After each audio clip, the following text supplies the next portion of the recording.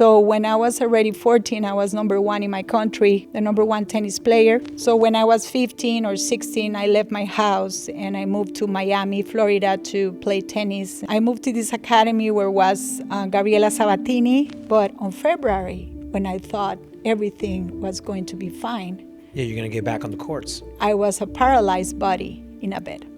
Wow. Why me? Why I'm going through this horrible situation? And you start wondering, are you there? Are you answering my prayers? In the past, when I told her, Marine, I'm never going to walk, and she says, what are you going to do, Mom? What are you going to do? Are you going to stay in that bed crying? You need to use what you have today for the Lord. One arm, one leg, but use what you have. Yes, sweet lady, come to me. Wow. That was beautiful. I don't even know what's happening right now.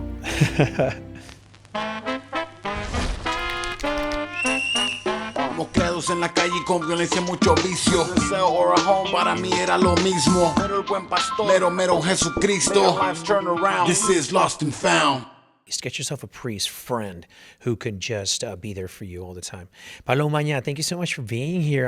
I'm so grateful to the Lord for having the opportunity to sit down with you today, because you're truly a person that I truly admire. Oh, thank you, Danny. And I love your story.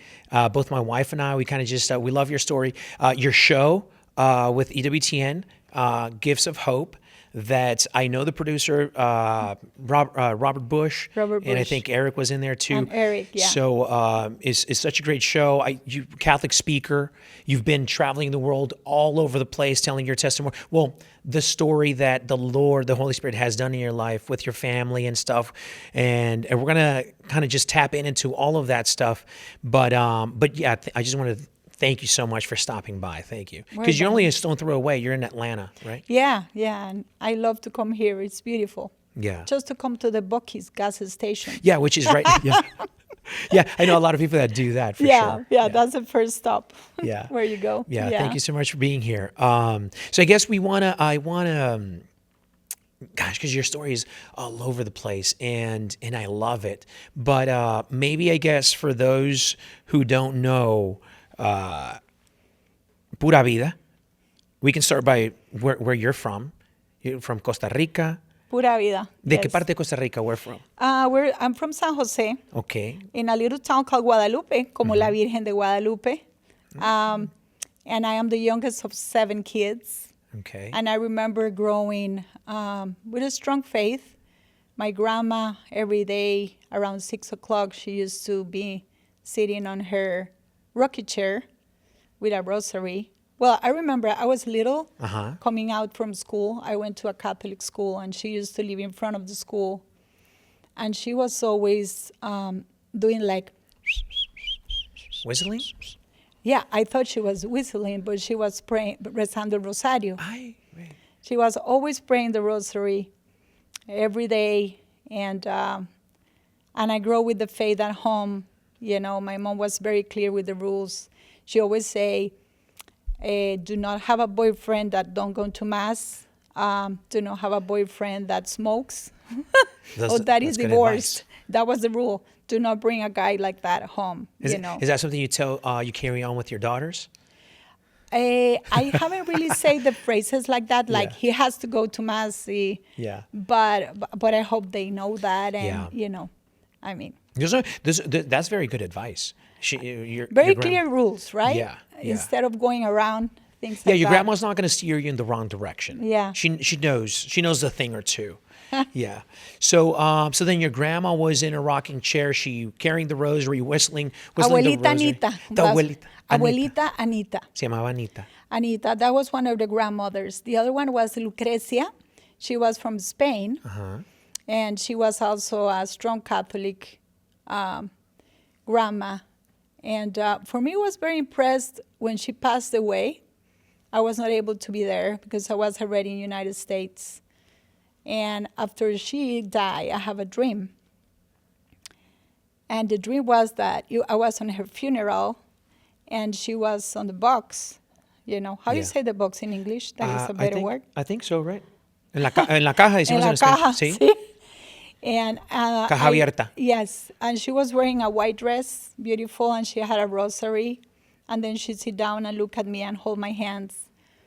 And for me, it was very interesting because that was happening after I got married, and we were having a very difficult financial time on that moment. My husband lost his job. And in the dream, she told me el poema de Santa Teresa de Ávila. Okay. I only know it in Spanish. A ver, ¿cuál But es? she'd say to me tons You can of say it in times. Spanish. Maybe you can translate it. So it's nada te turbe, Ah, sí. nada te espante. How you translate it? Maybe Zach knows, Yeah. but Nada te turbe, nada te espante. Con la paciencia y la esperanza todo se alcanza. Dios no se muda, siempre está en casa. Porque al que Dios tiene, nada le falta. Solo eso basta. solo eso basta. Uy. And she said to me in the dream so many times. And I think that that resonates on my heart for so long. So being in Costa Rica, going back to that, I remember the first time my dad came home with a tennis racket and a membership from a place to go and play tennis. It was one of those wood rackets, you know. And he says, who wants to go and play? And I say, I want to go. And then after that, I never stop. I just grab the racket and start playing every weekend. I used to sleep with the clothes on because we were 7 kids, and on the club were only like 5 tennis courts, so we had to arrive at 5 a.m. Otherwise, we were not able to play because we were a lot. So I say, I want to live with Dad, but Dad was leaving at 5 a.m. So I used to sleep with I remember it was a light blue T-shirt and shorts with little squares. And the tennis racket was next to the bed, and I was sleeping. How old were you when you were doing this? I think I was maybe 8 or 9. Okay. Yeah. And he used to wake us up whistling, La raspa la prendí. Ta-na-na-na-nan, ta-tan. ¿Te la sabes? No. I can whistle. La raspa la prendí en México cuando fui y un señor me dijo que la bailara así, but he was whistling. So I grab my racket and I get in the car, and the only person that gets on the car, I mean, it was me and my sisters were the ones who became tennis champions. The other ones stayed sleeping. Yeah. So when I was already 14, I was number 1 in my country, in the number 1 tennis player. And then the challenge of starting to receive invitations for going and play international. And my dad was like, oh, no, thank you, because it was very expensive. Right. And I was already, getting huecos en los zapatos muy Sí. rápido. Holes on your shoes. Yes. And my dad was putting pieces of rubber because Te I los had. parchaba. Yeah. Yeah. How do you say that? Yeah. And He would just fix them, I guess. yeah, putting in English it's called shoe glue, something that you put there. And I mean, I couldn't play for all those, all that traveling. Yeah. But on me was always a confidence on God, and also like I was very resilient, let's put it that way. So when I became number 1, I said, I'm going to have to find a way to make this work. So I started to visit companies in my country trying to look for a sponsorship until I found it. So when I was 15 or 16, I left my house and I moved to Miami, Florida to play tennis in one By of the yourself? best. By myself, yeah. Oh, wow. In one of the best tennis academies. I remember going to Japan when I was 15 by myself too. And I moved to this academy where was Gabriela Sabatini, one of the best tennis players. She was number 1 in the world. And I got there and I found a way, through companies paying for me and trying to be, following a dream. Yeah. That was to become number 1. So I remember when I was in this tennis academy in Key Biscayne, Miami. That was kind of a lost and found situation for me. Okay. playing with a lot of teenagers and young people, and they were kind of like traveling, and the girls were saying, well, let's see who's going to be the winner, and the winner was who's going to kiss more boys during the trip, even if we were tennis players, you know. But I was not like The that. competition was to kiss more boys. Yeah. So it was like playing tennis tournaments, but then Yeah. in the night, let's go to the disco and let's meet guys, and you know, they were a little crazy. Yeah. Just a little bit. In my case, I was just a girl that loves to dance. Yeah. I was just looking, where can I go and dance, you know? Yeah. But I was not getting involved with boys that way. But they started to, you know, do a lot of bullying on me and making my life impossible. But I was, you know, chasing a dream to become number one and be a good tennis player. And I knew I was in the right place, but not the right spiritual environment. Yeah. So on that moment, when I was a teenager, I just decided every day we were practicing around 8 hours a day. You know, it was 4 hours in the morning, having lunch, little nap, 4 hours in the afternoon. Wow. In the island of Key Biscayne, there is a church, St. Agnes Catholic Church. So I used to grab my bike and go there and spend the day, spend there as many hours as possible until they close the church. Maybe on the bench, maybe, you know, praying inside of the church, trying to. And why make were the you day. doing that? Why do you think? I was doing that because at home, the house, the tennis academy where I was staying, the environment was horrible. So I didn't have a choice. I didn't have a place to stay. I didn't have a friend to share with my worries. Yeah. And I just decided to go and spend time. Sometimes it was even outside of the church, just sitting on a bench, waiting until it was going to be dark and the girls get tired and fall asleep. Yeah. So I was able to be free again from the environment where I was. Yeah. So it was clear for me, you know, that Jesus was the place to be, but it was just, you know, difficult. Did you have at that time? Did you have communication with your dad, or your mom, or your grandma? All my family was very close to me, but on that moment was not internet. It was That's true. Every phone Yeah. call was $20. Yeah. And the thing was, like, I didn't want to worry my parents or my family. Yeah. Because I thought if I tell them what I'm going through, then they're going to tell me come back home and Come my back dream home, is yeah. going to be gone. Yeah. And when you go through things like that in life, as a girl and as a woman, it's difficult. Even I remember having tennis coaches that were flirting on me, you know, like an old man. He was one of my coaches. He was maybe on that time, he was maybe 60 and I was 20. Yeah. And he was saying, you're my favorite, you know, you are a great player. And then I was like, is he? I was confused, you know, dealing with that. But I knew that I was not able to tell that to my family because I thought they were going to think about protecting me. Oh, yeah. And I'm chasing a dream. So I learned to deal with those situations, to manage it. I remember what I did with that coach. The next day I said, my dad called me and he's worried for me, but I told my dad that you are like my dad. So then he got it, Just, you know. Just so he knows. Yeah. So when you're chasing a dream, you go through so much, you know, and thank you, Lord, nothing bad happened to me on that time. Yeah. But I can tell you tons of stories, you know, I was like a kid of the street around the world playing tennis. Yeah. Because even if you have sponsors, you spend thousands of dollars playing the sport. And I was not in the top 100 in the world. So I used to travel, everywhere. And arriving, like, for example, in Mexico City for a tournament and going in a country club where it's going to be, and it's 5 p.m., and I didn't know where I was going to sleep. Wow. And I knew I was not able to pay a hotel. So what I used to do is go in the club and say, who is the pro in charge of tennis here? Oh, John, Juan está en la oficina.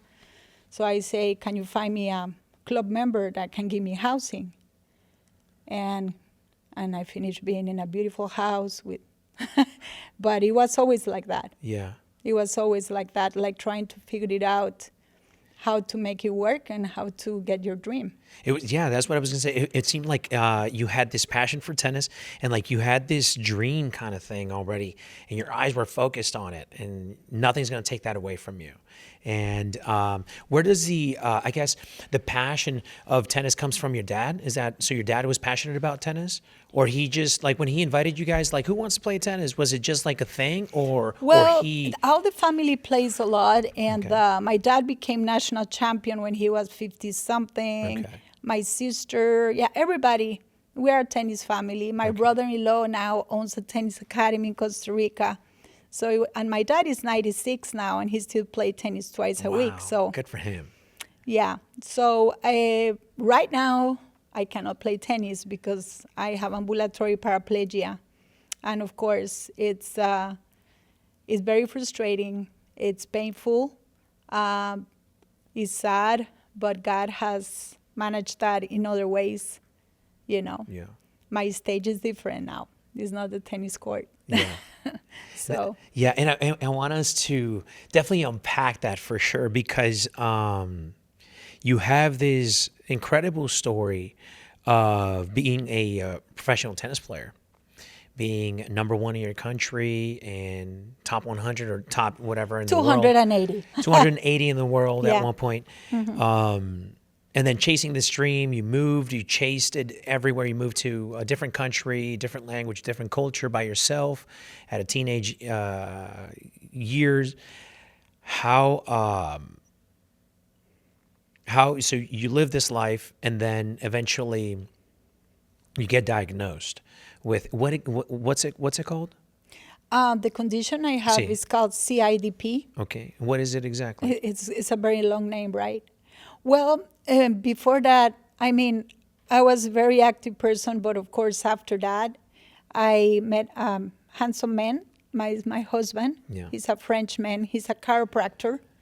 And we met in Costa Rica because he came to work with Olympic athletes there. We got married and moved to Atlanta, Georgia. And when we got married, we were a Catholic couple, and we have a big family. And that was a very scary topic too, right? It's a very scary topic for Catholic families and for Catholic couples. The topic of natural family planning. Yeah. It's a topic that you avoid, that sometimes you brag on it when you have the perfect wife and the perfect situation. And other people is scared to talk about it, and you know.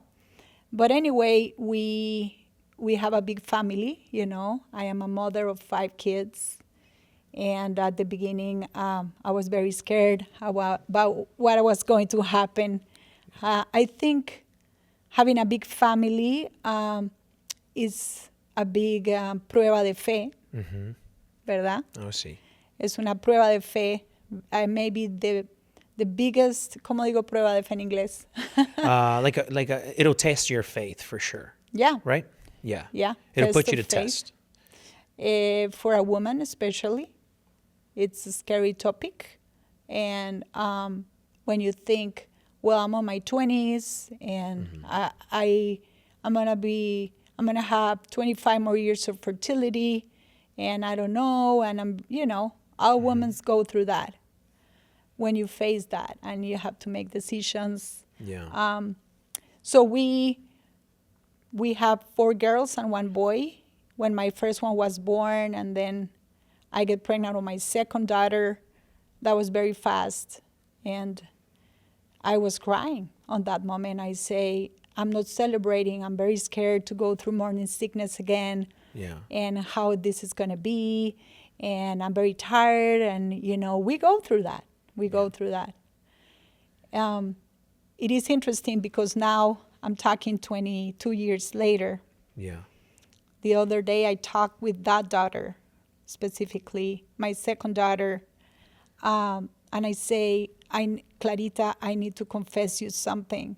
When I got pregnant of you, my first thought was, I don't know if I can do this. It was kind of like very hard for me.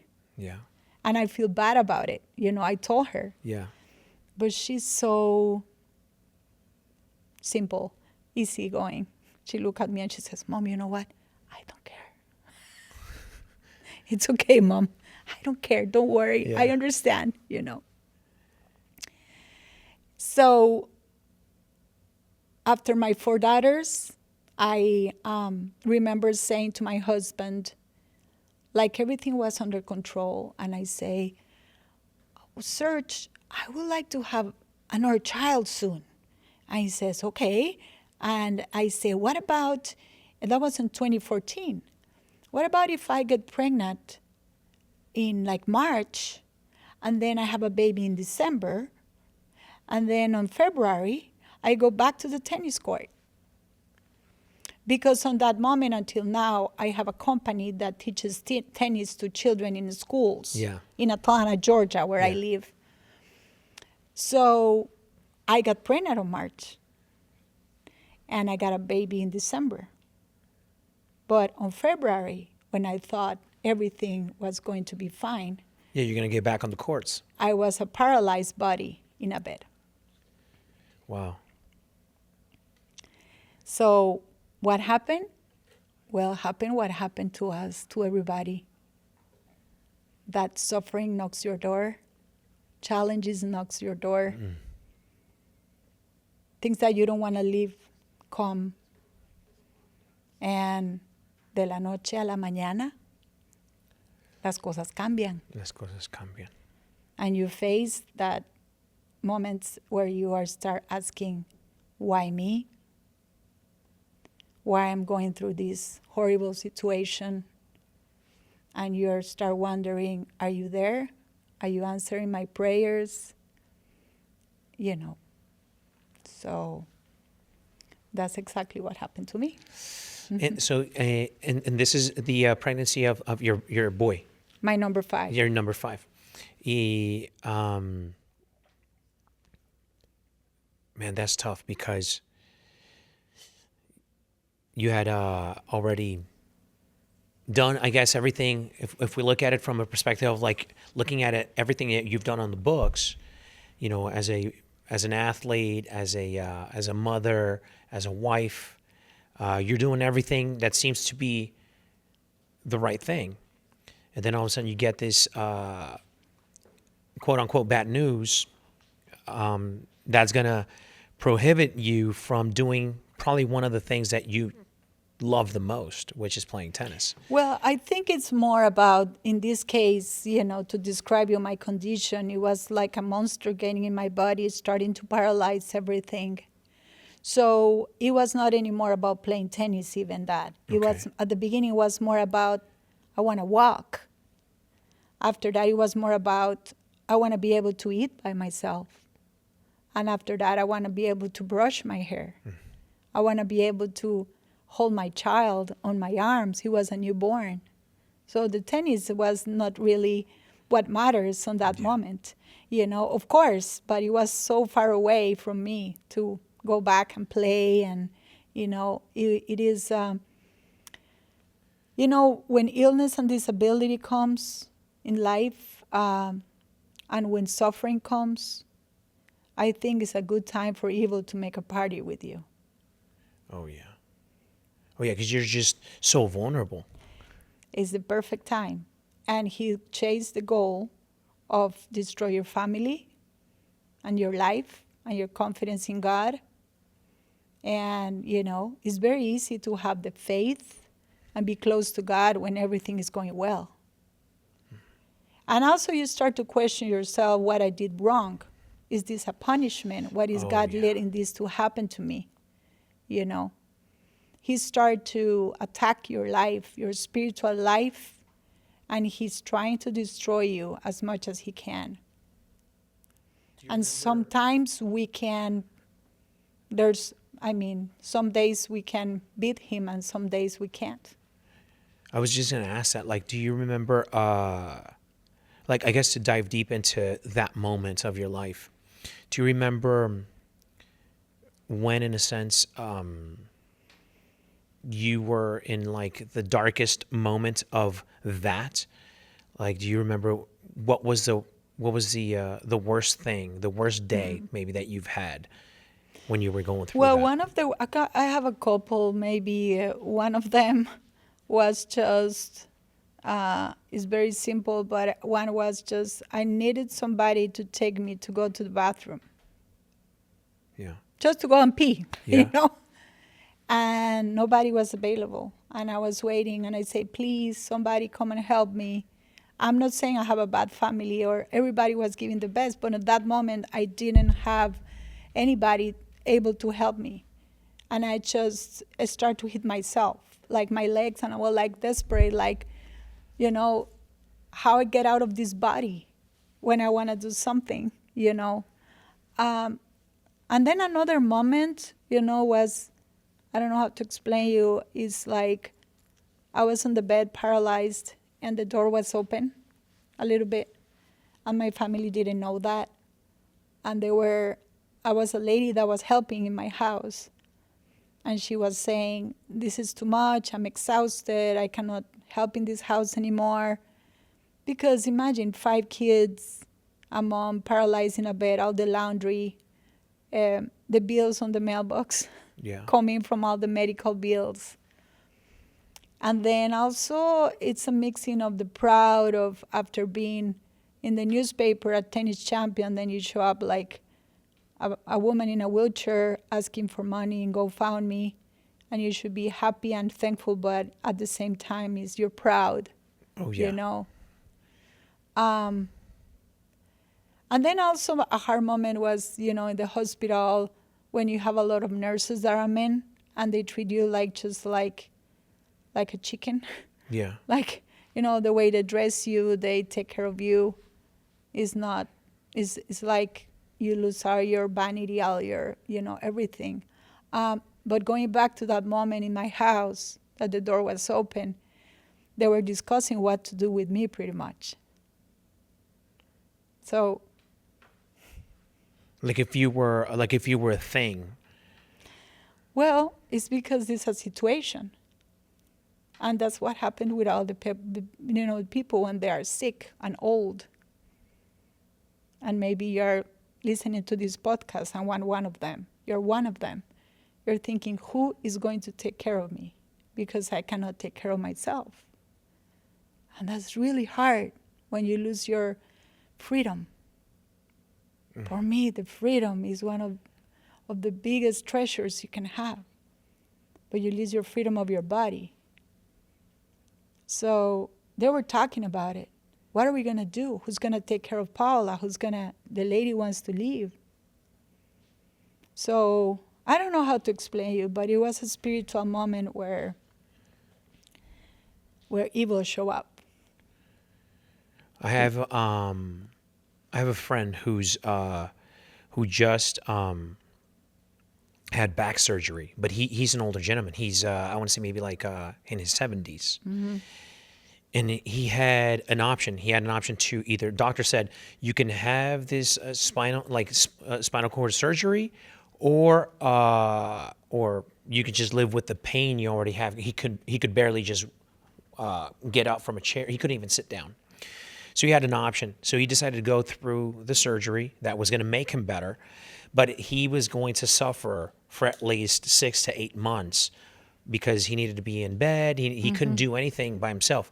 So he said that the first 3 to 4 months, something very similar to what you're saying, he was telling me, he's like, Daniel, I saw the devil face to face. And he would tell me like, I can take this pain away if you just give me your life. Exactly. And he was like, I was so tempted to just say yes, take it, because it was so hard for him. Mm-hmm. Yeah, exactly. So in that moment, I don't know, I'm not saying that evil show up, con cachos en la cabeza. Physically or whatever. Era la presencia. It was... like a spiritual kind of thing. Yeah, very, very, very strong. And it was definitely testing your faith. The boy saying, you are not useful for anything, look at you. Take your life away. This is it. Look, you don't even have anybody to take care of you. What are you going to live for? And And I remember the moment, and I remember the spiritual battle, having that in that moment, struggling with the feeling, struggling with being ahogada. ¿Cómo digo ahogada? Ahogada, I guess like out of breath, Drained, like you drained. drained, yeah. Drain of spiritually of the situation. And so then I start to scream in Spanish, no me vas a destruir. No me vas a destruir. You are not going to destroy me. Let's put it that way. And I knew that God has something else after that.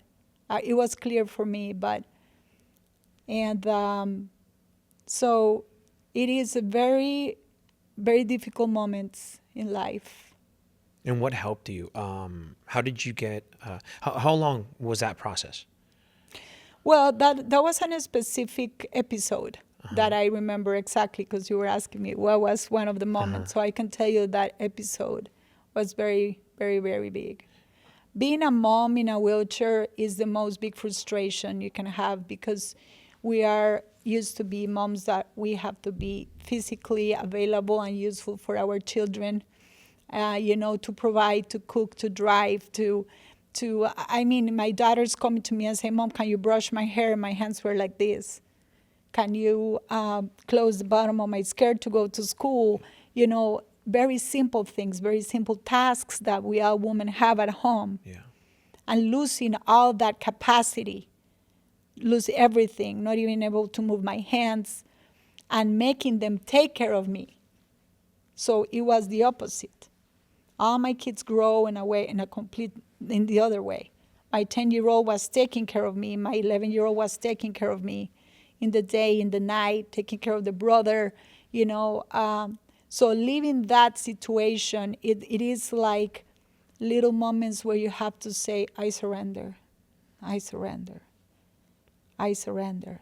You give it to him. You just start to give it to him one moment at a time. You cannot think about the future just one moment at a time. I don't know what God is going to do here, but I surrender. And it's torturing. It's very, very torturing to live that. And I wish the moments I would be able to say I was so holy and everything, but of course, it is very difficult. And I understand when somebody's sick and not feeling well. It's very difficult. Oh, yeah. Yeah, it's so hard. It's definitely, it puts to test a lot of things, like inner strength, the faith that you have. Do you think that your faith helped you get through that? Let's say, like, I guess if you didn't have the faith, I'd say, like, maybe you would have gone through it differently. Of course, impossible to deal with suffering without the faith. But more than, it is a very tricky situation, because when you go through suffering, something I learned is that at the beginning, what you do is, God, help me. Please take this away from me. This is usually our first reaction, right? But after a while, when he doesn't take it away, what are you going to do? I love Mother Angelica's book on suffering, where she says that the worst thing that you can see is somebody that managed suffering bad, and it's a wasting of time. So you can cry, you can have bad days, but after that, what are you going to do with that? And for me, that became my passion. Yeah. To discover what I was going to do with all that on that moment. How I'm going to manage this in a way that is going to be healthy for the family, for my husband, for everybody. My husband is a very brave man. He was not sad or angry. He was just focused. The task, what I have to do. He's French, so they are different. It's not Latino, it's... So he was just like, we have to do what we have to do. You're going to be fine. This is what we're going to do, every day. So that was very helpful for me. I remember a good one too. One night, he didn't sleep I don't know, for like 2 years, I guess. And then seeing patients the next day. Yeah. I was super paralyzed, we were just in the night exhausted. And I just think about what is the worst thing I can say,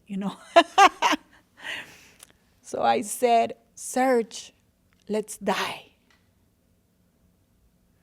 So I thought like, let's die now. Let's take our lives away, or let's die. And he said, you know what he said? He said, that would be the easy way. Oh. Oh, yeah. That would be the easy way. Oh, okay. Okay. That would be, okay. We got it. That'll be the easy way out. Yeah. Right? Yeah. Totally. Well, the easy way when you do it, but then I don't know after. Yeah, exactly. But that's the kind of person you want to be married to when you're going through this. I think like that's the beauty of the Catholic marriage, is that that speaking of like giving advice to your daughters and stuff, like they have to go to mass, they have to know the Holy Eucharist and all the graces and everything that you get from the Holy Spirit. And it's because when you marry someone in the Catholic Church, you go through sickness and health, through like everything, and like it's not only two people, it's now you're three in one. Like it's como nuestra historia que estamos hablando del video de Caro. It's la cuerda de tres hilos no se rompe fácilmente. That's what the word says. I don't know how to say it in English, but like you guys can look it up. It's like la cuerda de tres hilos no se rompe fácilmente. It's God presence in the Catholic marriage is what makes you stronger. And you don't take the easy way out. But if one of you is, I guess, falling, or not falling in this case, but more so like being vulnerable to the attacks of the devil, there's the other person that could just pray for you, pray to the Holy Spirit, and God is there, making you stronger in every situation. Now, we may have people listening to this podcast and saying, yes, but my husband or my wife is not like Serge, or it's not like Danielle, it's not like Catholic. Paula. You have to, it's not the easy way. It's not the easy way. Keep going, keep praying, keep reading, hold it, resist the temptation of giving up. Just stay there and hold it, accept it. It's very important that, for me, accept that I was not anymore the tennis champion, accept that I was paralyzed, accept that I was a new person. That makes you free. When you accept, maybe your couple is not the person you want, or the person that you expected. Well, let it go. Don't think about it. Accept this person you have. And after that, I think for me, one of the most wonderful tools is the famous topic of redemptive suffering. It sounds complicated, right? Yeah. For my brain. Oh yeah, redemptive suffering. Redemptive suffering. So, what is redemptive suffering? Yeah, what does that even To mean? make it easy, right? So, redemptive suffering is the famous phrase that we always hear everywhere about offer it up, offer it up. How do you offer it up, really? Well, the way I did it, I'm not going to explain you from the theological part. That would be Father Mitch. Father Mitch. Father Mitch, right? But the way I did it was a priest who told me how to do it, and it was in front of me. It was a wall when I was paralyzed, and I decided to make a list why I was suffering for and who I was suffering for, and focus on that. So it was pictures of people that I was suffering for, phrases why I was suffering for, or why I'm suffering for. So that helps you so much. So what do you do when you're feeling that pain, or when that person or your husband and wife is being a jerk with you? You don't think about what they're doing. You just think about what you're suffering for. So pretty much you're thinking about somebody else, or something else. Somebody else, or in a situation, what you're offering God for. Yeah. So you're not focused on yourself. And that is redemptive suffering. That's what Jesus did. He didn't focus on himself. He focused on all of us to give us salvation. That's true. So when I learned that exercise at the beginning, is absolutely horrible. You don't want to offer your sufferings. But That's tough. after a while, God gives you the grace, and it becomes a privilege, Yeah. and it becomes a purification. And I don't know, Danny, but I think the life of faith, the redemptive suffering, everything we do, for me, is starting from zero every morning. I don't know. For me, is like yesterday I did it very well, but maybe the next day you have to start again. Yeah. It's not, I mean, maybe you are more holy, or I don't know how it works, but for me, I'm the same sinner every morning when I wake up. I have the same temptations every day when I wake up, the same struggles with my disability, but I start over. And some days I live the redemptive suffering. Wow, I did it wonderful today. And some days I missed. I complained too much. I didn't focus in God. I didn't make it. Why? Because we're human beings, right? Yeah, we are. Yeah, we are. So, and then something else. So yeah, I don't know. You want to go deeper on that topic, or? Yeah, no, I was gonna. So I wanted to add was the fact that so when you have all of this that changes your life, I think, would you say for the better? Because I feel like sometimes we focus on like I'm thinking of like in this case, and it's probably easier for me to say, but like I can see the greatness now through that, because like it's like a completely different person. Like the Paula from back then to the Paula from today is a completely different person. And it seemed like not that God has in store this for us, but he can use it for his greater glory. And he is in your life. And I just watched Gifts of Hope. It's on EWTN Plus. And so everyone that wants to go watch it, EWTN Plus has this series called Gifts of Hope, which is based on, I didn't know this, it was based on one of the books, a book that you wrote. And it's like, and I'll let you talk about it. Like it's stories of people that have experienced redemptive suffering, right? Redemptive suffering. Yeah. Well, going back to the first question you say is that was it worth it? Was it for better? I would tell you today, yes. But to answer you, yes, it was not 1 year. It was not 2 years. It was not 5 years. It has been already 10 years. And sometimes you don't see, life is a puzzle, and sometimes you have the dark puzzle in your hands for a while. And you don't see the light, and you're waiting for something good from it, and you are desperate. And I can tell you today, of course, it was for the good. But it takes a while. It takes a while, and it's not easy. And you have to resist the temptation to say, I'm miserable, I'm going through this. It's just the confidence on the Lord. The other day, I had the privilege to go in a monastery for a weekend because my son has a soccer tournament. Which you love. And I say, God, the hotel is expensive, and I would like a better experience. So we just saw the zip code, and I contact a monastery, the Belmont Abbey Monastery. And we asked, can we stay? And they answered yes. And we experienced the monastic life for a weekend. The silence. Oh, yeah. Oh, yeah. So you would go to the soccer game and then you come back to the monastery. And at the beginning, I didn't know how to behave. I didn't know what to do because the monks were so quiet. And I didn't know if I had to go and say hi or ignore them, all that. In the night, I say to my son, are you hungry? And he says, yes. I say, but in the kitchen, it must be closed. So he went to grab some clementines,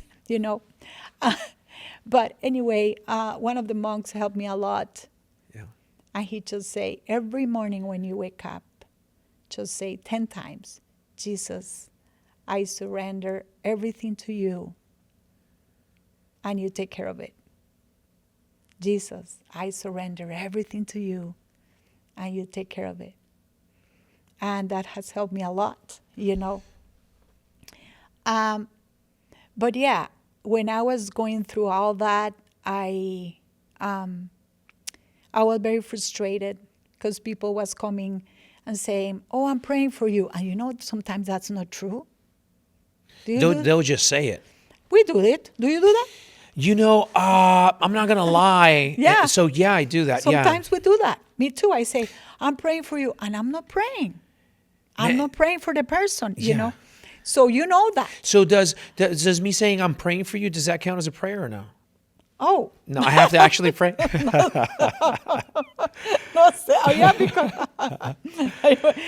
So people would come up to you and say like, I'm praying for you. yeah, I was, you know, in the hospital paralyzed, and people were saying, "I'm praying for you," but I say, maybe they are not. They just leave. But what if they were, Paula? Bueno, I know, but you know, you go But through yeah, some frustrations. don't pray. Yeah, that's true. You go to anger and all those things. So, But you're right. Some people don't pray. I mean, I do it all the time. yeah, too, yeah. exactly. So that motivates me a lot to think I will love the person that is going through my suffering to tell me what to do.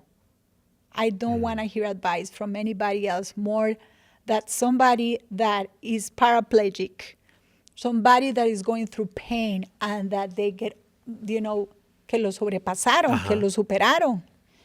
What do they do? You know, how do they live their faith? So that became my passion, and that's why I wrote my first book called 40 Gifts of Hope.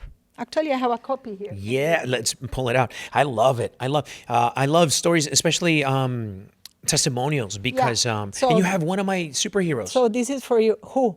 Tony Melendez. Bueno. He's like a Tony, second but class Tony relic. is in the program. Tony is not in the book. But he's in the show though, Yes. right? So what I realized is that when you're going through suffering, you want short messages because you don't want too much people to tell you too much. So that's when my big book come out is 40 stories, and it's in EWTN catalog. I couldn't believe when EWTN says, "We want your book." Yeah. I wrote this book in my phone speaking. I couldn't write. My hands were like this. I didn't know. I was the HDAD girl in the school, you know. Yeah. So when it came out, I never imagined it was going to be kind of a bestseller. And in my country, God. it was going to be in the supermarket when my moms go and is Spain, and there's the bubble gum and the magazines in Costa Rica was, you know, my book. So it was really beautiful. Oh, yeah. So I came here to EWTN to bookmark, to present the book. With Doug Keck. And then one of your producers, I think the most famous one, right? Jody, Jody, yeah, he's also a relic. Mother Angelica hired that guy. exactly. Yeah. Jody was super nice. Yeah. And also Yeah, Jason. Jason. They both were super nice to me. And I told them, I have a dream. I would like this book to become a program. But how? You know, how do I do that? And Jody and Jason says, well, you have to write to the main guy. Yeah, with the southern accent. So I sent an email, and they answered me 9 months later for a phone call. And if you have a dream to do something with God, I'm going to tell you what is the secret. Do you know what is it? What is it? You just have to pray to Mother Angelica. So then she will, if she thinks it's good, she will open the door. So I prayed to Mother Angelica, and she opened the door. And I couldn't believe when I received the first email from EWTN saying, you have a producer for your program. I look at the cross and I start crying. What? And I couldn't believe. I said, in English? English? ¿Me? ¿Yo? Yo no hablo inglés. Ya somos Inglés dos. es mi segundo idioma. ¿Cómo voy a hacerlo? Sí. And then it was, the most beautiful experience. So now you can see the episodes of Gifts of Hope. Every single episode for me is a retreat. Oh, yeah. It's beautiful. I only talk for 1 minute on every episode, but I spend hours with every person. We spend hours recording. And Robert and Eric, the producers, it was a very beautiful experience. Hopefully we will do more episodes. I hope so too. It's just so, stories are very inspiring. In español, there's a saying that dice, testimonios arrastran gente. El testimonio arrastra. Because the testimony is not ours. It's just, we're telling the testimony, but it's the Holy Spirit. It's God's hands really getting in there and, doing great things for his glory. Like, yeah, I mean, I love it. Tony Melendez is in the show, but he's not in the book. But you have other great testimonies in there, and I just highly recommend people to go watch it, but also do get the 40 Gifts of Hope book from the Religious Catalog. It's such a great read. It's a great joy. So that's my copy. So. Oh, wonderful! Yes. Oh, by the way, I bring another present for you. ¿A mí? Yeah. Because you have a daughter, right? I have a daughter, yeah, Paloma. Paloma.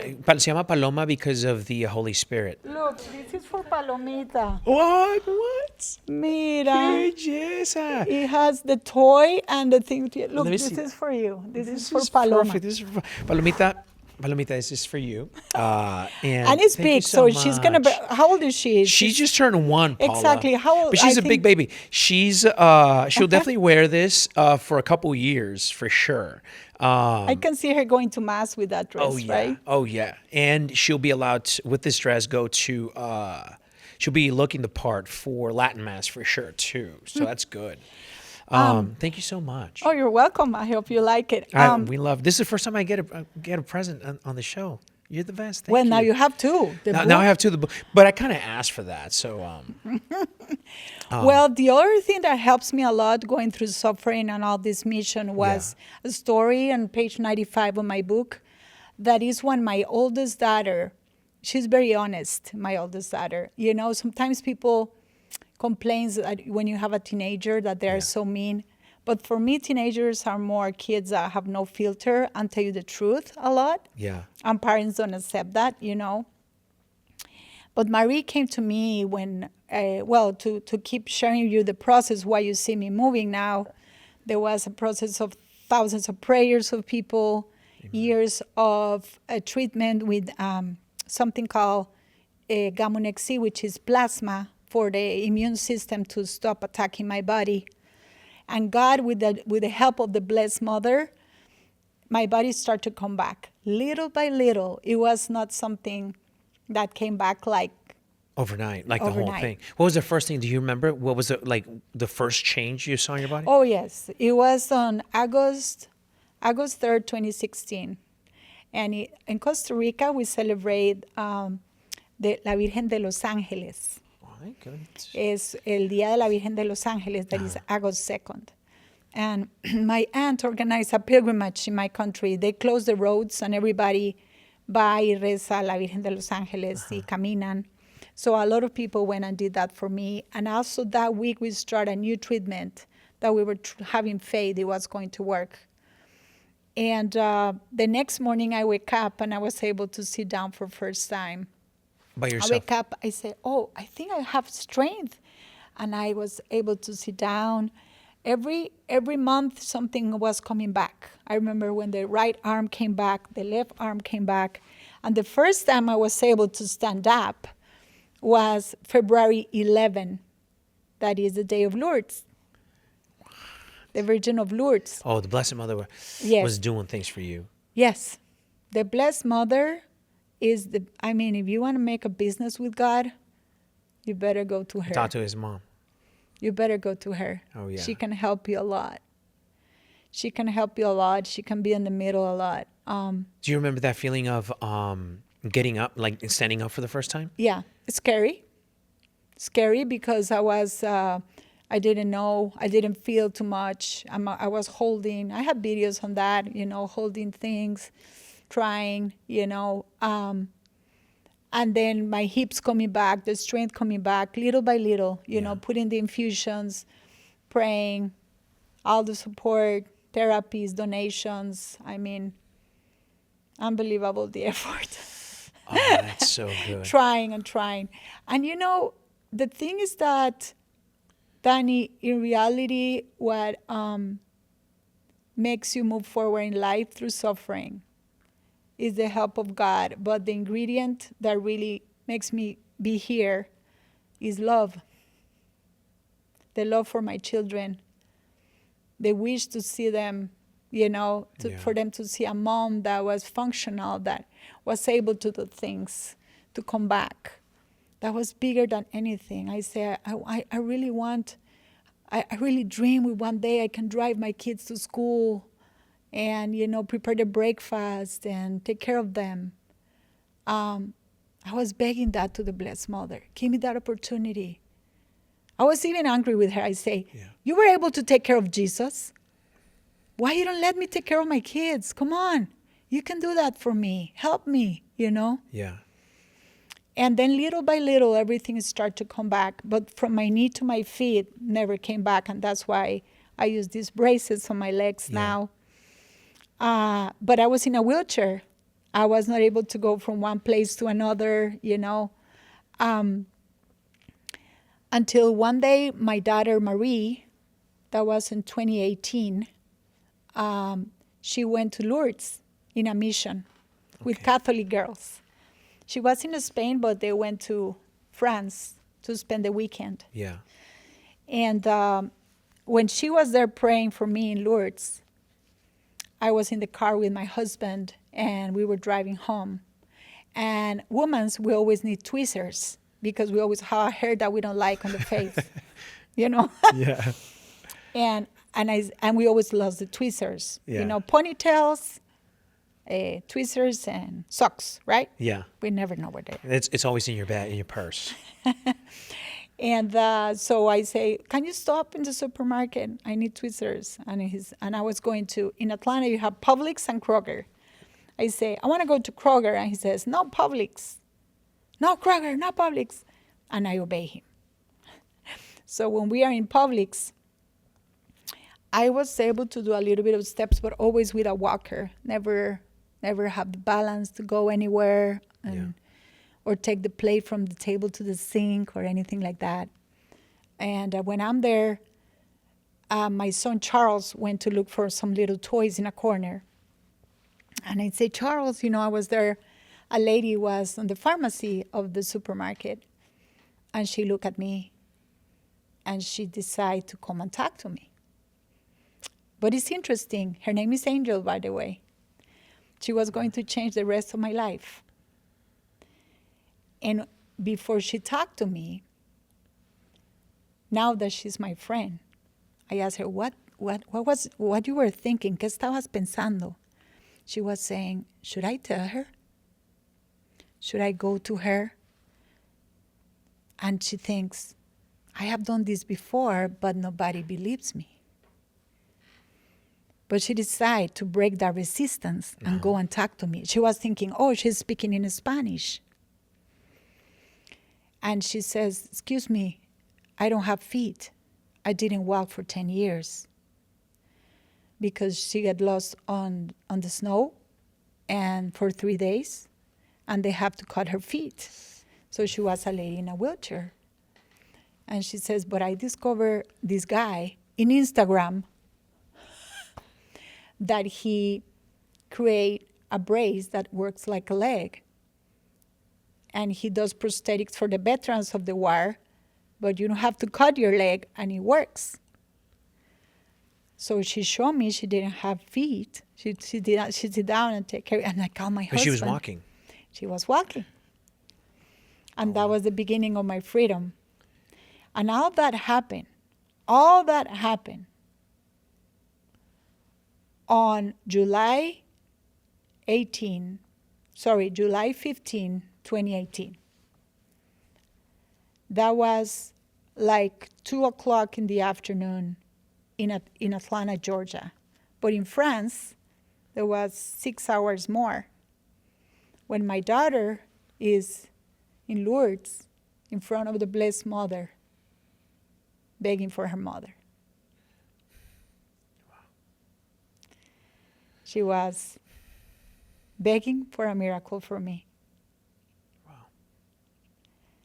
And that was the beginning of my freedom, the beginning of a big testimony, and the beginning of a big ministry and mission I have now as a speaker, as an author. and enjoy, the glory of God, how he gave me back my freedom through this. And sometimes I ask God, wait a second.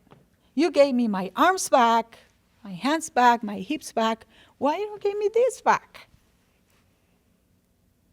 But this is huge because everywhere I go, people say, hey, what happened to you?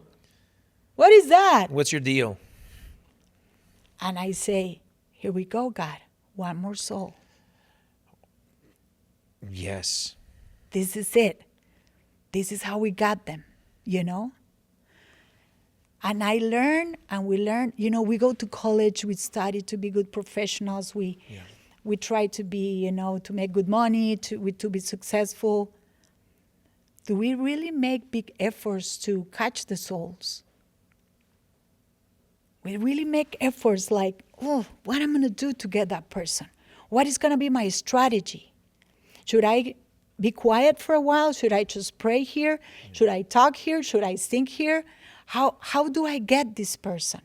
Not just give up on the souls like that, So this daughter, Marie, the same one that was on the mission that I told you that a teenager always tell you the truth. In the past, when I told her, Marie, I'm never going to walk, I thought she was going to cry with me, but she stopped me and she says, what are you going to do, Mom? What are you going to do? Are you going to stay in that bed crying? You need to use what you have. You need to use what you have today for the Lord. One arm, one leg, but use what you have. Wow. And then she says, can I go and do my homework? So that stopped my tears. Yeah. And say, the famous in English, TNT, today, not tomorrow. Yeah. What am I going to do today for the Lord?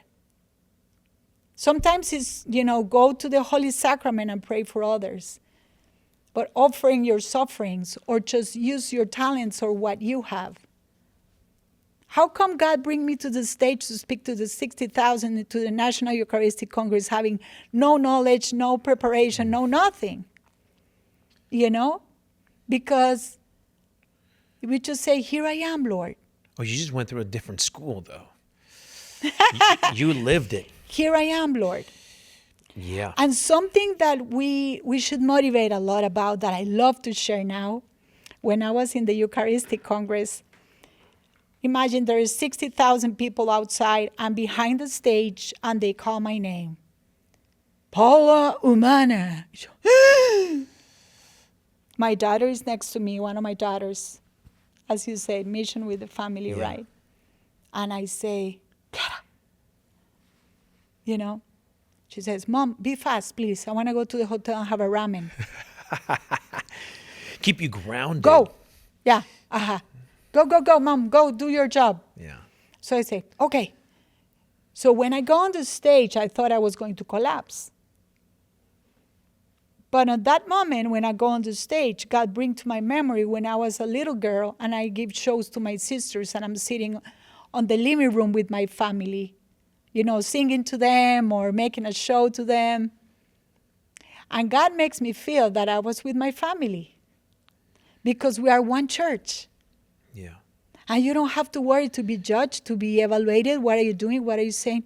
We are one church. We have done mistakes. But we are a family. We are family. That's the song, right? That's the song. I think it's the YMCA song. Is that the YMCA song? YMCA is YMCA. We are family. Yeah, that's right. Oh, it's a different song. And then last year, I have the most amazing opportunity of my life. My husband says it's the year of the Jubilee, and we should go to Rome. But we are 7 at home, Danny. 7 tickets to Europe. It's duro. How are we going to make it? Well, he made it, I don't know, miles here, a little bit here and there. So he bought the tickets to go for the year of Jubilee. We didn't know that Pope Francis was going to pass away. We didn't know anything when we bought the tickets. Right. So several weeks before the trip, my son, that is a soccer player, he broke his toe. So he couldn't go to the tryouts. after we worked so hard all year. Yeah. And I was asking God, how come, God? How you can do this to me? Okay. Well, we go to Italy, and he was wearing a boot. So I was on my scooter, and he was on his boot. And Caritas, which is a Catholic organization there, they say, el bambino, he needs a wheelchair, el bambino, el niño. So they put him in a wheelchair too, and they put us in the first Mass of Pope Leo. We were there that Sunday on a side. So when I'm on that Mass, I look at the stage where the Pope is, and I see all these important people, presidents and bishops, and, next to the Pope, close to the Pope. And I was like, I wish I can go and say hi to the Pope. But it's impossible, So that was on Sunday. So on Wednesday was his first, how do you call on Wednesdays the first? ¿Cómo es que se dice? No es audición, es otra palabra. La audiencia. Audiencia Papal. His first audience. Yeah. So we got tickets, and we sit like on line number 20 or something like that. But when I'm there, I look at the stage again, and I see people wearing colors. Usually it was black or, and I see people in wheelchairs. I say, oh, maybe they are letting people with disabilities to go up there. I say to my husband, but they are letting only the person with one other person, the person with a disability with another one. I say to my husband, should we try? And he says, why not? So we left the children, we go. And then security says, señora, por favor, pase, señora, por favor. So we pass security 1, 2, 3, 4. Passes. It's unbelievable how good they treat you when you have a disability in the Vatican. They treat you like a queen or a king, the way it should be. Yeah. It's beautiful. So I go on the stage, and I say, the Pope is coming out. I'm going to be like 20 meters from the Pope. I can't believe this. So he came out, he did his audience, and then after that, he decided to come and say hi. On that moment, I just thought, oh, this is what people was feeling when Jesus was coming. And I just have to wait here for him. And then you start to think, like, what I'm going to say, or, Then I thought, oh, wait, I want this to be a treat for my husband, for everything he has done for me. Let me move my scooter back a little bit. It's not going to be about me. I want it to be for him. Our marriage, So when the Pope came, I want to share with you what I felt. The first thing that was very beautiful is that the way he looked at us was like nobody else was important on that moment. Yeah. The way Jesus looked at you. It was just, he held my hand. He asked us about our lives. And the love. Whew, beautiful. We have beautiful Pope full of love. The love was unbelievable. And then the other beautiful thing that came into my heart was the same feeling as when I was on the stage of the Eucharistic Congress, that we were family. I feel like I can call the Pope tomorrow. Yeah. Like, oh, he's my uncle or something, Yeah. Not like, Your Majesty the Pope. Like, we are a family, and we're here to work for the church and to be creative and to bring as many souls as we can and do everything possible we can, Like your wife, her talent is singing, and all that to use what we have today for his glory, for him, for bringing souls to heaven, for catching that people, that impossible soul, to make efforts and go and do it and try. And sometimes we're exhausted, and sometimes we don't know how, and sometimes it's very difficult, and sometimes we don't know the language, and sometimes we think we can't, or we don't have the capacity, or we think, when I'm going to study more, when I'm going to know more, when I'm going to be better, But that's the beauty, just like yourself. And that's how God wants us, just to be ourselves and go and work for Him and for His glory. Oh, man. That is, it speaks to me a lot because it's just so beautiful. The way our Father, you know how the word says that I see everything en lo secreto. When you go pray, close your door. Y yo veo el Padre que ve en lo secreto. Y que es un Padre bueno. We hear that all the time. Good Father. He's a good Father. Y Él ve en el secreto. And I think about like this.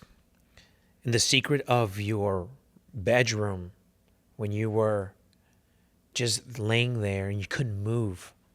You couldn't move a finger. You couldn't move anything. You felt like maybe no one was here to help you even get up to go to the bathroom. You felt maybe unseen. Maybe even you felt abandoned by the Lord. You're like, why can you heal this? Why can you heal this today? I mean, you could do it. And you knew He could. But your perseverance, your faith was tested. You just remained. Your family remained. Your husband remained. You were going through this, I guess like this, maybe like, in lack of a better sense, like, and put it into a spiritual perspective, is like this pruning season. This season that's just going to be momentarily.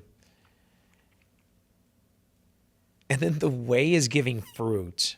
Not only going through like all over the world speaking of His glory and how He worked in your life in secret, but he it reminds me of King David had like this el hijo de Jonathan, and he had he was a paraplegic, o perdió los pies o algo así, and all of a sudden like David invites him because he kept that promise, for dinner with the royal family.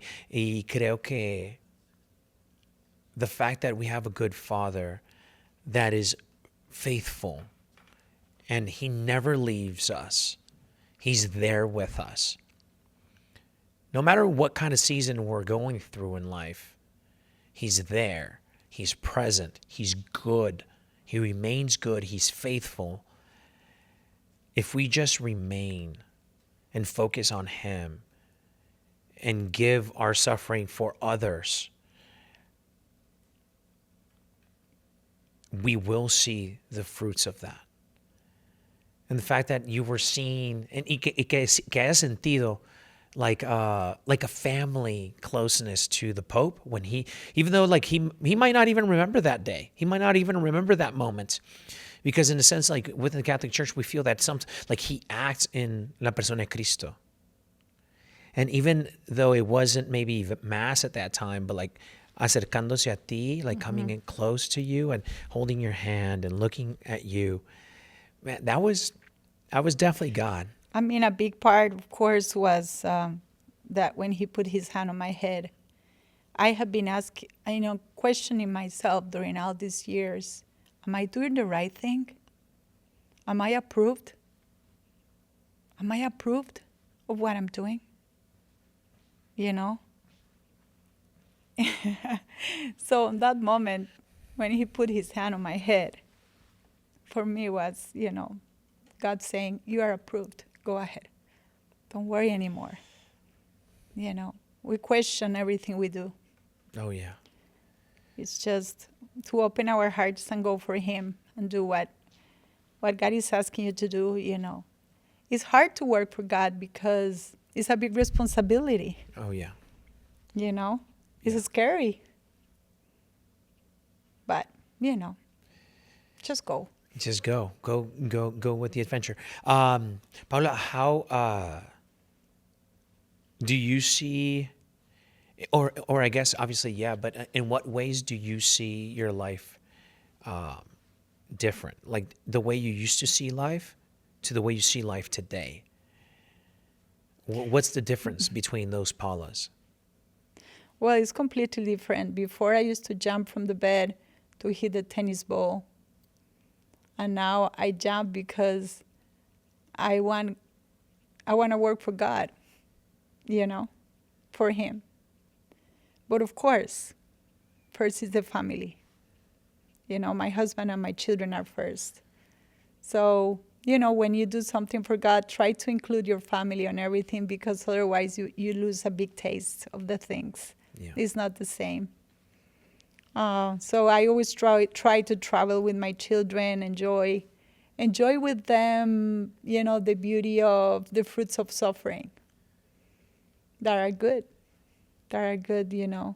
And every time I'm going on the stage and speak, I feel like I'm playing the finals of a Grand Slam. Yeah. I'm so nervous. And I even do the same. I have a half of a banana. Sometimes a little sip of Sprite to be hyper. Like, I'm ready, it's coming. It's beautiful. And now we're doing also a beautiful program in schools, in Catholic schools, called Run to Jesus. And Run to Jesus has started because the Eucharistic Congress talk, that it came out like that, and it has become something really, really beautiful. But at the same time, Danny, I don't know, we need to have, I don't know cómo decir esto, espiritualmente la madurez, que el sufrimiento va a regresar, ¿verdad? Yeah, see. I can be doing very well now, but suffering comes back in certain ways in life. So we have to be ready for that and prepare for that. And that's our responsibility, to learn more about it and to be ready. It's like going to war and you have everything ready for the war. Yeah. If you are not ready, you're gonna die quick. Oh yeah. So you need to have resources and be ready for that. Yeah. That's the idea.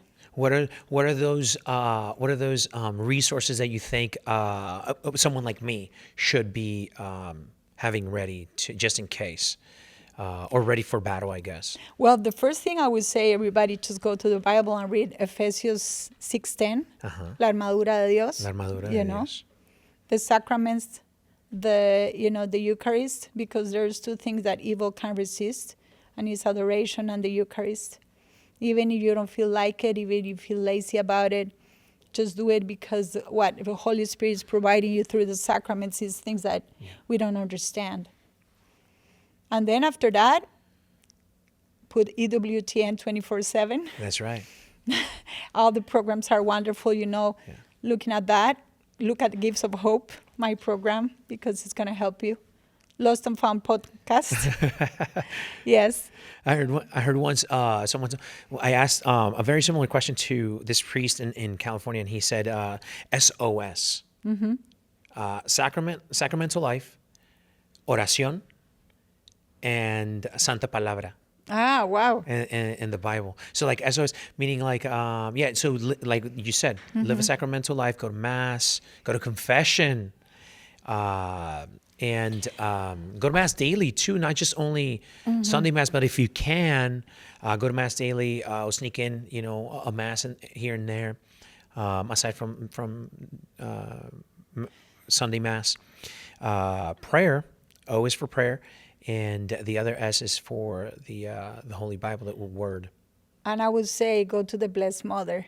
The Blessed Mother. Go to the Blessed Mother. This specific week, I went through a very challenging situation 3 days ago. And I wake up on Friday, my mom called me. I have been dealing with a little bit of vertigo, and my mom is worried for it. But I didn't get better. In like 3 weeks, I was the same.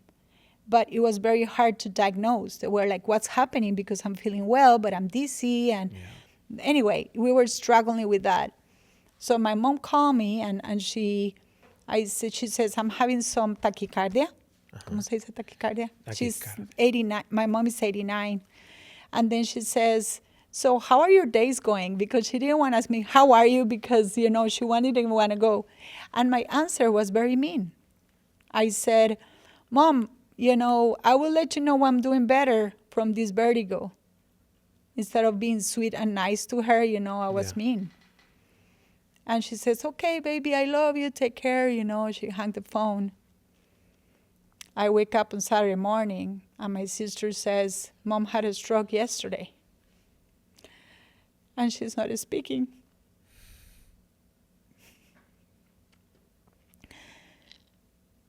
So on that moment, it came to my memory. I said, her last words were so nice, and I was not able to be nice to her. And you know what it came on my mind too was, that's how we are with the Blessed Mother.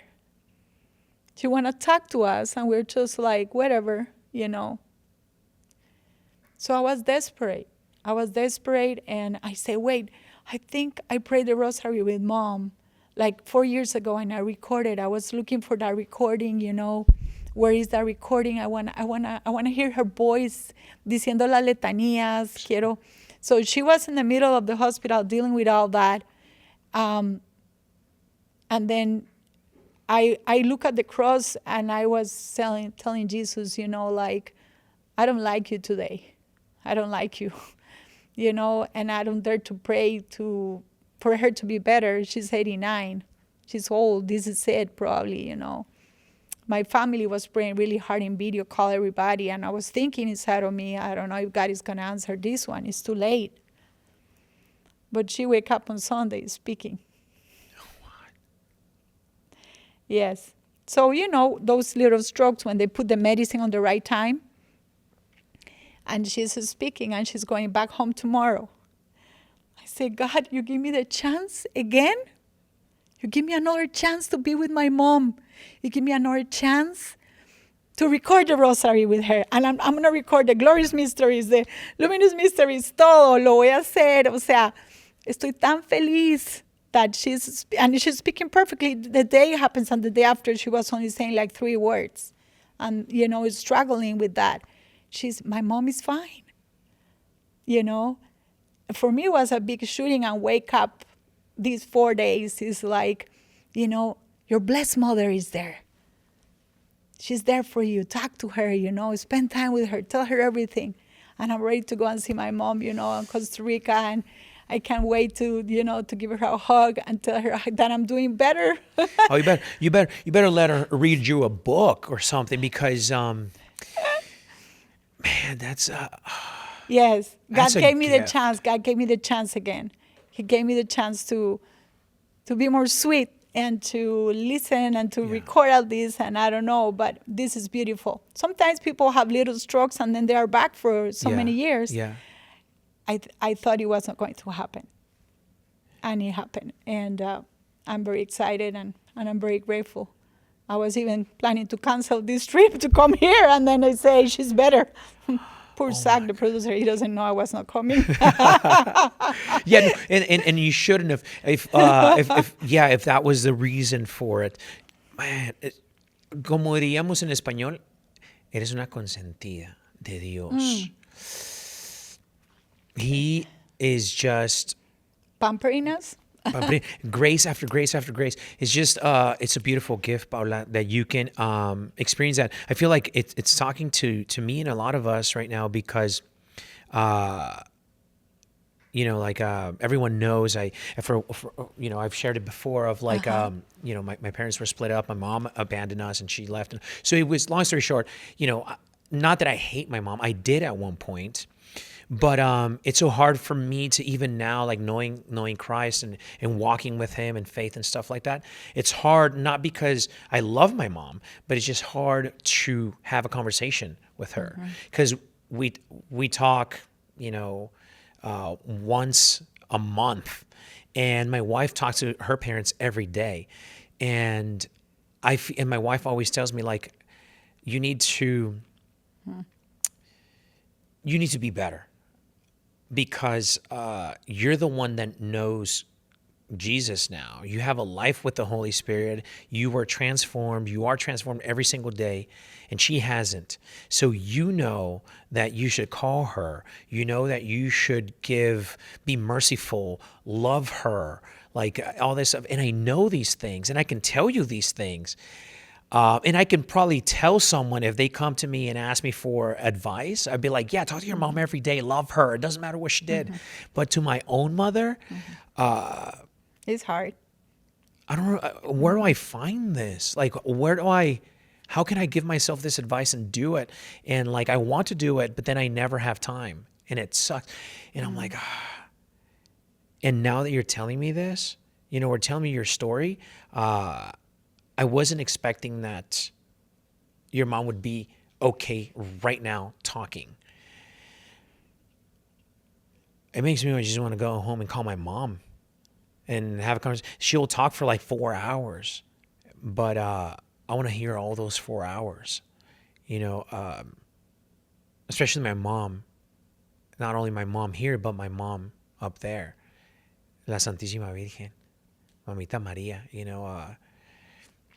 I think that relationship also, I don't know if people are listening, but like whoever's watching and has a difficult, I have, because of the relationship with my mom, I had like a very difficult prayer life with Maria. Even though I'm Mexican, everyone assumes here at EWTN that I love, just like that automatically, like Guadalupe. But it's been so hard because of the relationship with my mom. Like I feel like my relationship with Mother Mary is also like a little, like she's like, hey, I'm right here. And it's a little broken. I'm like the little son that doesn't come to mom because, I can do it all or whatever, So definitely thank you for sharing that. Well, I don't know if this will be a little bit different, but what about if instead of talking about her, we spend time with her? So everybody that is listening to this podcast can spend some time with Mary right now. Do you want to do that, Danny? Yeah, I want to spend time with her. Okay. Yeah. When I was on the wheelchair, one of my daughters used to ignore me a lot. But sometimes he used to come to me, and when she did that, I was so happy. And I really want her to hug me and sit on my lap and spend time with me. And every time she used to come just for a little bit, I was ready, and this is how the Blessed Mother is for us, ready, for us to sit on her lap and to spend time with her, So I'm not a singer like Carolina, but if you want, I can sing a song and we can spend some time with Mary. Yeah. Do you want to do that? Yeah, let's do that. Okay. So let's do it. Let's just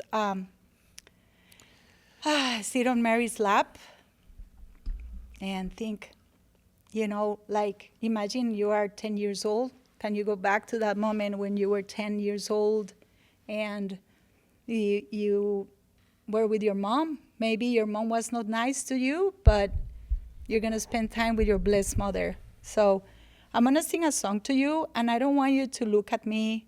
I want you to close your eyes and listen to this song and spend some time with Mary, okay? Okay.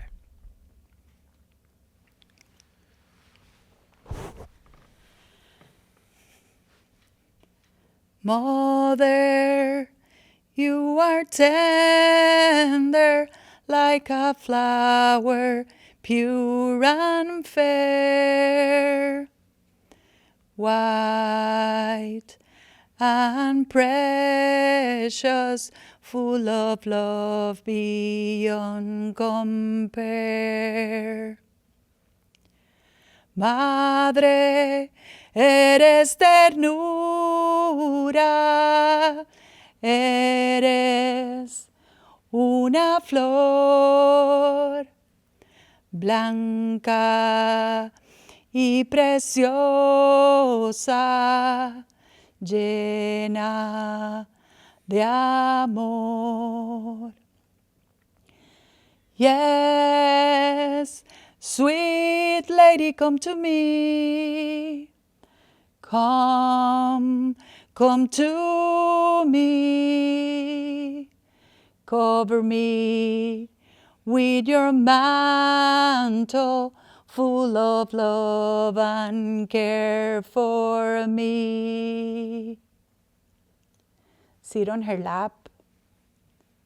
Tell her your problems. Ask her to help you to forgive. Spend time with her. She's your mom. She wants to be with you. She wants to take care of you. Trust in her. She loves you so much. See Señora, ven a mí. Ven, ven a mí. Cúbreme con tu manto lleno de amor. Yes, sweet lady, come to me. Come to me. Cover me with your mantle full of love and care for me.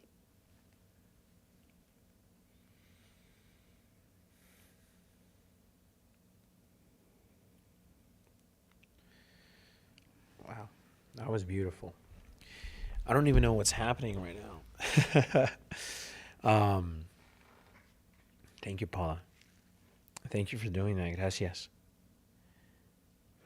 I think, I feel like I know what to do at times when it comes down to like my mom and stuff. But I don't know how to do it, and I can see that, I don't even know why I'm talking about me, but I can see that, how it had affected me, like her absence when I was, because she left the house when I was 13, and I was like the mama's boy. But then I can see things, and I've been to retreats, 150 of them maybe. And I've had people pray over me, and like been to psychology, therapy, and stuff. And surely I know that the Lord has healed me. I just don't know what to do now. And like I can see that my marriage, and now that I'm a father, like somehow I'm like just like I have this heart of flesh, but I don't know how to use it in certain ways. I don't know how to talk nice. I don't know how to, I'm just like this cold guy every now and then sometimes. And especially when it comes down to my wife and my mom. And I don't want to be that for my daughter either. So I feel like this has been like a little spiritual retreat for me. So thank you so much. For me. Thank you. Thank you. Do you have like social media accounts and stuff that maybe we can put on the screen? Sure. Please contact me, and I'll be so happy to go. And we can do something beautiful. Any retreat, land mission. What else? I also cook tamales and dance. You cook tamales and dance? Oh, yeah. They're definitely going to call you. Yeah, you can go to my webpage. It's paulaspeaker.com. Very easy. paulaspeaker.com. And all my social media is Paula Umana Speaker. And I would love to go and share as a family in English, Spanish, or French. You speak French too? Oui, je parle français aussi, oui. Oui. Wow, I don't even know what I said there, but and then obviously get your book from EWTN Religious Catalog. Yes, you can. I have published other books too. Okay. I bring another one for you.